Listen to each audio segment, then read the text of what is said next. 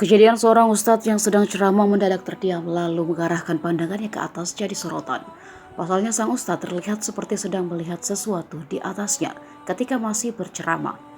Video itu diunggah akun TikTok @happycosmo pada Rabu 22 Maret lalu. Ustadz yang kemudian diketahui bernama Azhar Idrus itu memberi ceramah di sebuah masjid di Kuala Terengganu, Malaysia pada 7 Maret 2023 lalu. Dalam video tersebut, Ustaz Azhar Idrus diketahui tengah menyampaikan ceramah soal makhluk ciptaan Allah Subhanahu wa Ta'ala. Namun di tengah ceramahnya mendadak Ustaz Azhar terdiam dan bersikap aneh. Matanya mengarah ke atas seolah melihat sesuatu. Setelah menurunkan pandangannya, Ustaz Azhar masih terdiam dan tidak langsung melanjutkan ceramahnya. Hal tersebut sontak langsung menjadi pembicaraan publik.